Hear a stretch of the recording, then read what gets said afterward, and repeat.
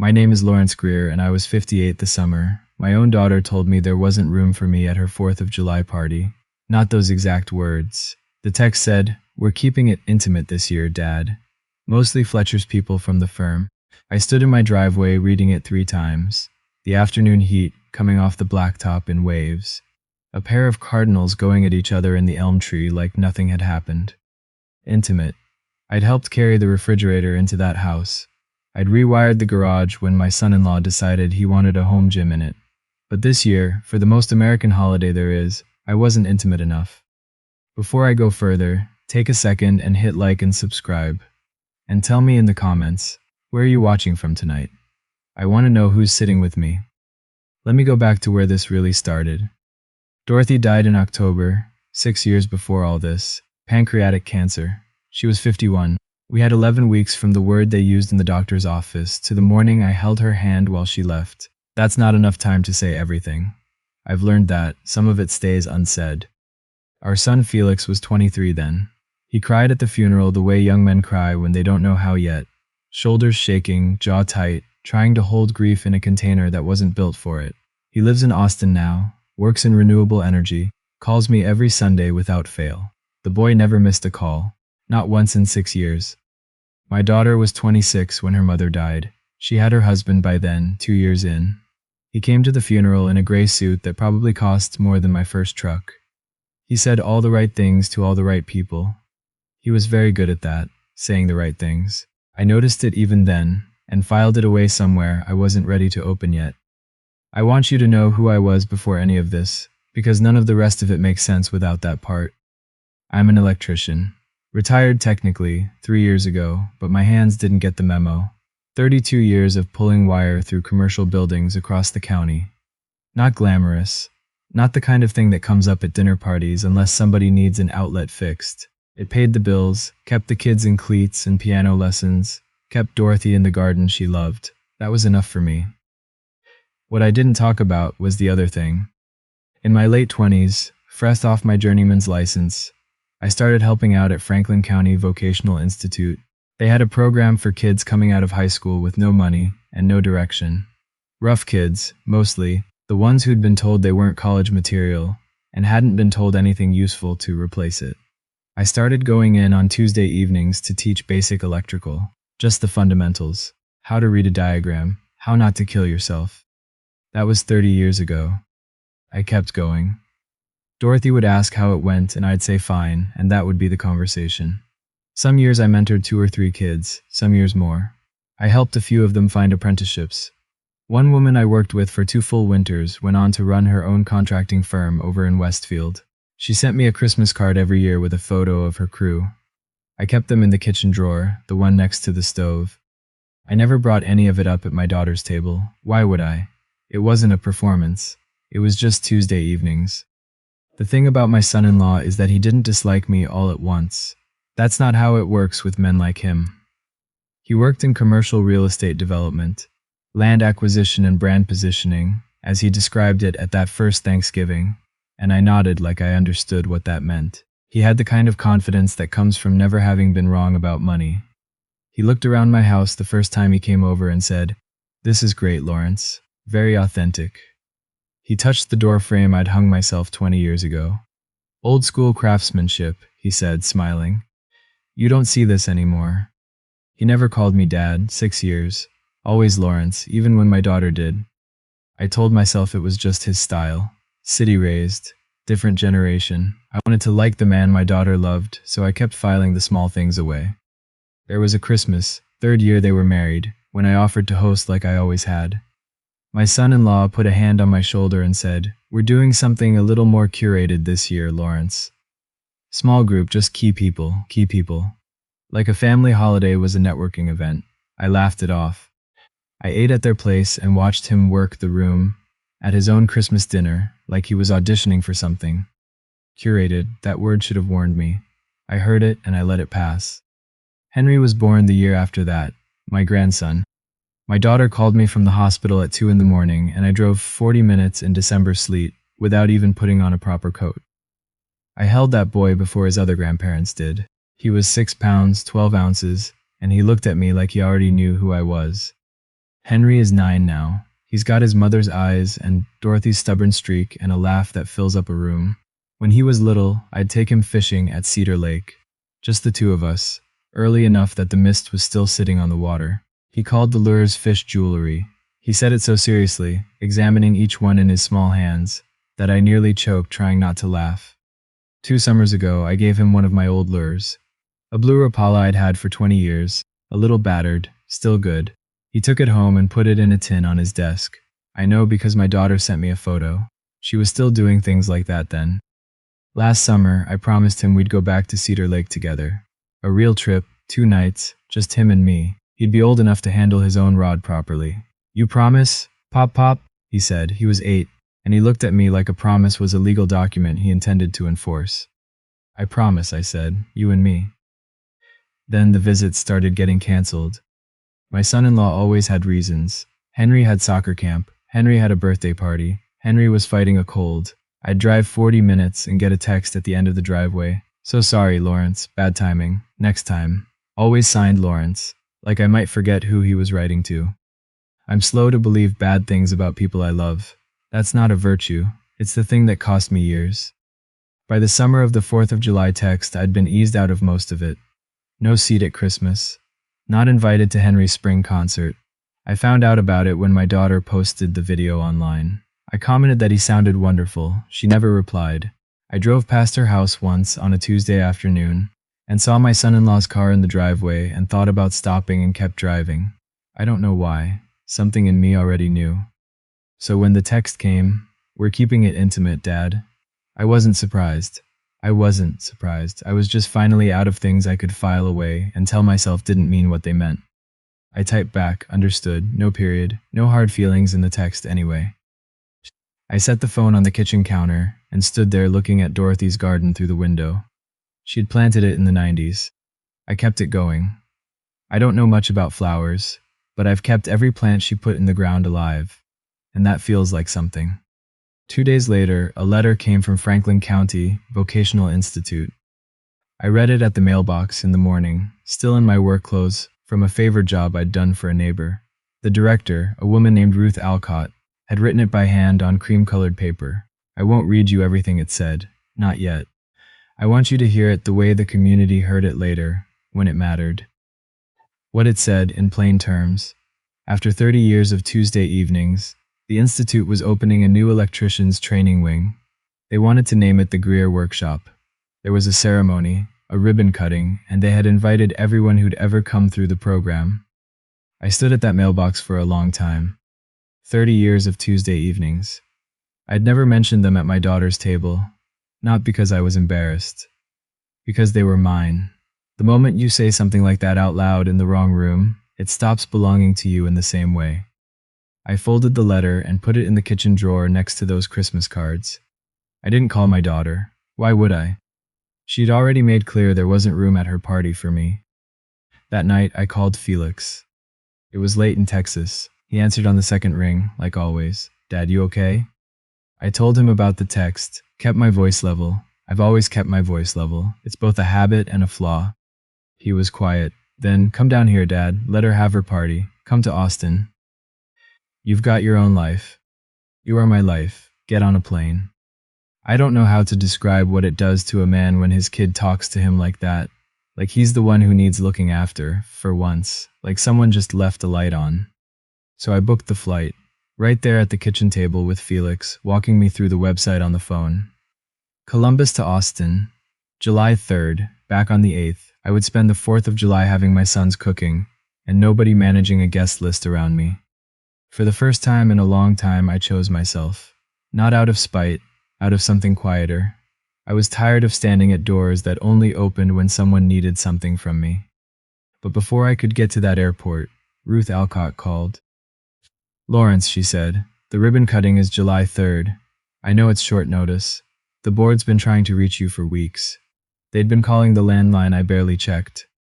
I told her I had a flight. "What time?" "Evening. Ceremonies at noon." A pause. "Lawrence, 62 people are coming. Former students, their families.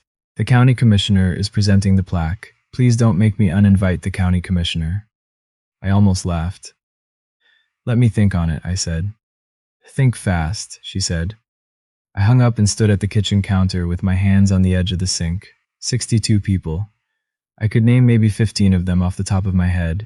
The rest were faces I'd taught for a Tuesday or a season or a year, and then sent out into the world and mostly lost track of. I pulled out a suit jacket from the back of the closet. There was a water stain on the lapel from a wedding years back. I hung it on the bathroom door and looked at it. Let me pause here for just a second, because what comes next still catches me when I think about it.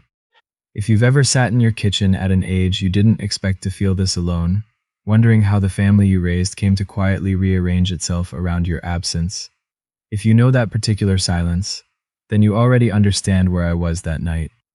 Do me one favor before we go further. Hit subscribe and tell me in the comments, have you ever had to choose your own dignity over someone else's invitation list? I read every reply. The Institute's main hall holds about 200 people. I walked in at 11:45 on July 3rd in that suit jacket. The water stain turned to the inside, and Ruth met me at the door like she was worried I'd bolt. She wasn't wrong. She went to the podium and started to talk about me. I sat in the front row with my hands in my lap and my ears burning. She talked about the 30 years, the Tuesday evenings, and then she asked some of the program graduates to stand and share. A man in the third row stood up, a construction foreman now, over in Marion. Said he'd come through the program at 19 with a DUI on his record and no prospects, and I'd spent 4 months teaching him to read a circuit diagram, and never once mentioned the DUI. The woman with the contracting firm stood near the back. Lawrence Greer put 12 people to work, she said, because he put me to work first. I lost count after that. I sat there wishing I could be somewhere else and also nowhere else. They called me up. The room stood, all of it, for a retired electrician in a spotted suit jacket. And that's when I saw him, standing near the back by the coffee urns, in the way a man stands when he walked in, expecting to be the most significant person in the room, and has just discovered he isn't. I knew his face. I had seen his photo on my son-in-law's home office wall once, in a silver frame, the two of them at some charity golf event. This was my son-in-law's biggest client. His name was Clifton Barr, one of the larger commercial real estate investors in the county. He donated the funds for the new training wing. That's why he was there. He found me afterward while people were still shaking my hand. Lawrence Greer, he said. Clifton Barr, that was really something up there. We talked, easy. He'd come up hard himself, he said. Grew up outside Dayton.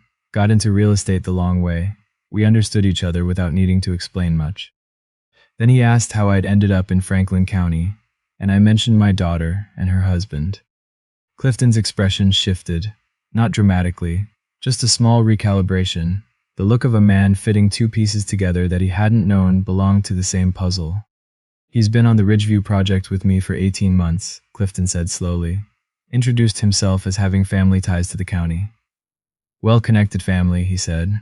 A pause. He's never mentioned you once. And if my partner's father-in-law was the man this whole room just stood up for, I'd have mentioned it on day one. I didn't know what to say, so I said nothing. That's strange, Clifton said, half to himself. That's actually very strange. He squeezed my shoulder and moved back into the crowd. I stood there with a paper cup of coffee going cold in my hand. My son-in-law had spent 6 years curating himself in this county. Carefully, patiently, he'd positioned himself as someone with roots here, with connections, with a certain kind of standing, and he'd worked very hard to keep me outside that frame. The retired electrician, with the calloused hands, and the Tuesday evenings that never made it to his dinner table. He had just never accounted for his two worlds touching in a community college gymnasium, over bad coffee. I didn't plan it. I couldn't have, but I felt the ground move, somewhere far from where I was standing. I drove to the airport. I had a flight to catch. Here's what happened at home while I was in the air. My daughter told me most of it later. I'll tell it the way she told me. The county paper's Facebook page posted the story that evening. Someone tagged the Institute. Former students shared it. By the time my daughter woke up on the 4th of July, her phone was full of notifications. Lawrence, your dad is incredible. Did you know about all those kids? The Greer Workshop. Your dad helped build that place. I went to school with a girl whose brother got his electrician's license through that program. Your father changed their whole family. She scrolled and kept scrolling. The county commissioner had posted the photo. 62 people standing in a gymnasium for a man she hadn't invited to her party. She called me. I was somewhere over Missouri with my phone on airplane mode. She called again, still off. She called 11 times before noon. The one morning she needed to reach her father, he was unreachable, 30,000 feet up. Finally, genuinely at peace. Felix picked me up at the airport in his pickup. He hugged me in the arrivals hall, both arms, the kind that doesn't let go right away. "You went," he said. "You told me to. First time you ever listened to me." We drove to his place through the hill country. That evening, we sat on his porch with cold beers and watched the 4th of July fireworks go up over the ridge. I hadn't watched fireworks without thinking about Dorothy in 6 years. That night, for a little while, I just watched them. Before bed, I turned my phone back on. 11 missed calls, my daughter's name, 11 times. I sat on Felix's couch in the dark and looked at that number. 11 calls from the daughter who 3 days ago told me her party was too intimate for me. There was a voicemail. I almost didn't listen, then I did. Dad. Her voice was different from what I expected. Not angry, not managed. Just raw, the way a voice gets when it's been through something it can't undo. I saw the paper, I saw everything. I didn't know. I mean, I knew you volunteered there sometimes, but I didn't know. 30 years, Dad. I didn't know any of it. Please call me back, please. I set the phone face down on the cushion beside me. I sat in the dark a long time.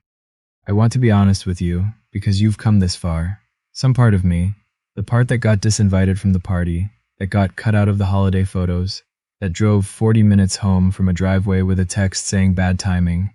Some small, tired part of me felt it, the flicker of satisfaction at 11 calls. I'd be lying if I said it passed immediately. But it passed, because underneath those 11 calls was still my daughter. I called her back the next morning. She picked up before the first ring finished. "Dad." "I'm here," I said. "I'm listening." It came out in pieces. She'd been up most of the night. The paper, the comments, the former students writing things she'd never known. 30 years of Tuesday evenings her father had never mentioned at her table, and now the entire county seemed to know them by heart. "Why didn't you ever tell me?" she said. She was crying. "Why didn't you say any of it?" "It wasn't mine to announce," I said. "I didn't do it to be talked about." Silence, the ashamed kind. "The text," she said. "The one about the party, he drafted it. I changed 2 words. I knew it wasn't right when I hit send and I sent it anyway." Her voice cracked. "I've been letting him manage things, for years. He'd frame a decision and hand it back to me and I'd take it, I'd send it. I called it being a team. Dad, he's been deciding who fits in our life and who doesn't, and She stopped. "I let him decide about you." I let her sit in that, not to punish her. Because some things you have to feel all the way to the bottom before they take root. "Naomi," I finally said, "I don't need an apology for the party." "Then what?" "Henry." Quiet on the line. "I want to take that boy fishing. I want to keep the promises I made to him. I want to be his grandfather without someone in the middle, deciding whether it's good timing." "Yes," she said without hesitating. "Dad, yes, of course. I mean it. I know you do." She was crying differently now, the kind that lets something out instead of holding it in. "Clifton Bar called him last night," she said. "I don't know everything they said, but my husband came home different. And we talked, really talked, for the first time in I don't know how long. And I said things I should have said a year ago." I waited. "He's at his brother's place in Columbus," she said, "for now." I hadn't expected that. I stood a little straighter on Felix's porch in the morning light. "He kept saying everything he did was for our family," she said. And I finally thought, which family, because I couldn't find my father anywhere in it. "People like that," I told her, "they call control by prettier names. They always do. I'm sorry, Dad, for all of it." "I know you are." And I did. I could hear it, real and unscripted. "You were never the point, sweetheart. You always were." She cried harder at that, the good kind. "Is Henry there?" I asked. I heard the phone move. Small voice, close to the speaker. "Pop, pop?" "Hey, buddy. Are you in Texas at Felix's house?" "Sitting on his porch right now." "Is it hot?" "Extremely." He laughed, open, no ceiling on it, and something I'd been carrying in my chest for 2 years came loose all at once. Then his voice got careful, the way a 9-year-old's voice gets when something matters. Pop Pop, Cedar Lake. Are we still going? You and me, I said. End of August. You Pinky promised. And you know I keep those. A pause, then quietly. I still have the lure, the blue one. I never lost it. 9 years old. Kept a battered fishing lure in a tin on his desk through cancelled visits and excuses, and a summer that never became what I said it would. Waiting. I know you did, buddy, I said, and my voice nearly went on me. What happened to my son-in-law wasn't loud. Men like him don't fail loudly. They just stop rising, and then they slip. Clifton Barr didn't end the business relationship on the phone. He was too careful for that. But he started asking questions over the following weeks that couldn't be answered the right way. Questions about judgment, about character, about the kind of man you build long-term deals with. The Ridgeview project went through a restructuring. As the real estate circles put it, my son-in-law wasn't lead on it anymore. Word travels, 2 other clients drifted, no drama. Just the slow, quiet leak of a reputation built on appearances once people glimpsed the man behind the managing. I made no calls, posted nothing, never said his name to a single person who could have used it against him. All I did was stand in a room full of people who wanted to say thank you and let myself be seen, for once, without apologizing for it. He'd spent 6 years keeping me out of his frame. He'd never once considered that the frame might widen on its own. My daughter started seeing a counselor that fall. She told me about it on our Sunday calls, which we started keeping again, real ones, long ones. She was untangling how it happens, how someone who says they love you can hand you a smaller version of your own life in increments small enough that you don't see the shape of what's been taken until you're looking at it all at once. I keep thinking about all the times you said, "Whatever's easiest," she told me one Sunday, and I just let it be easy. We were both keeping a peace that wasn't real, I said. Yeah, a long pause. We're done with that. We're done, I agreed. And slowly, like good electrical work, we rebuilt the connection from the ground up. August came. I drove up to her house on a Thursday morning with 2 fishing rods in the cooler. Henry was waiting on the front porch in rain boots, though there wasn't a cloud anywhere. He had the blue Rapala in his hand like a ticket he'd been holding on to all summer. My daughter stood in the doorway watching us load the truck. Coffee mug in her hands, hair a little different than she used to wear it. She'd stopped doing some of the things she used to do to look a certain way. She looked more like herself than she had in years. We drove to Cedar Lake. First morning we were on the water before sunup, while the mist still sat on the surface. Henry cast 3 times before he got the motion right. 4th cast, he nearly took my hat off. "You promised to teach me," he said, "not catch everything myself." "You're doing fine," I said. "Give it another minute." He got a bluegill on the 5th cast, held it up with both hands, eyes enormous. "Pop Pop, Pop Pop, did you see it?" "I saw it, buddy." The lure worked. The lure worked. We talked while we fished, the way you can only really talk when your hands are occupied. He told me about school, about a friend who'd moved, about missing certain things, even though he understood some things had to change. I told him it was all right to miss something and still be glad things are different. Feelings don't have to add up neat, I said. They just have to be honest. He thought about that for a while, watching his line. "Pop Pop," he said. "How come you never told Mom about the school, about the Greer Workshop thing?" "I don't know," I said. "I thought if I said it out loud in the wrong place, it'd stop being about the right reasons. That doesn't really make sense." "No," I said, "it doesn't. Maybe I should have just told her." He nodded, satisfied, like that was settled. On the last morning, we packed before sunrise and drove home through the fog. Henry fell asleep in the passenger seat, with the blue Rapala in his fist, the hook capped with the little plastic guard. I drove 40 miles in the quiet without turning on the radio. When I pulled into my daughter's driveway, a text came through. One photo, her dining room table, a chair pulled out at the far end, closest to the window where the morning light comes in. 3 words underneath it, "Your seat, Dad." I sat in the truck a minute, Henry still asleep beside me, the fog lifting slow off the lawns in the early light. I typed back the only thing that was true. On my way in, and I meant it, because this time the chair was real. Nobody had curated it or decided I fit the room, she just wanted me there. That's the whole difference. It took me 58 years and a Tuesday evening and a boy who kept a fishing lure in a tin to feel it properly. You don't have to beg for a seat at a table where someone has already made up their mind about you. I did that for years, made myself smaller, called it keeping the peace, told myself a father who never asks for anything is giving a gift. It wasn't. It was just fear wearing a more respectable coat. The minute I stopped waiting to be let in, the people who actually wanted me came closer. My daughter found her way back. Henry never left. Felix was there the whole time with a porch and a cold beer, waiting for me to understand that I was allowed to show up somewhere. You are allowed to be wanted, not managed, not tolerated, wanted.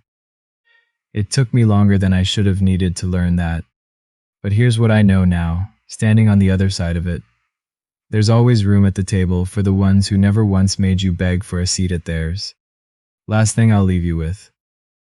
This past 4th of July, 1 year out from all of it, Henry and I sat in my daughter's backyard watching the fireworks. She'd strung lights between the trees and made Dorothy's pasta salad, the one I'd written the recipe out for her after her mother died. Henry had the blue Rapala on a lanyard around his neck. Don't ask me why. He'd just decided that's where it belonged now. At one point, he leaned against my arm in the dark, watching the sky go red and gold over the tree line. "Pop, Pop," he said, "next summer, Cedar Lake again?" I looked up at the fireworks. "You and me," I said, "every summer." He didn't say anything else, just stayed leaning there. And that was enough. That was more than enough.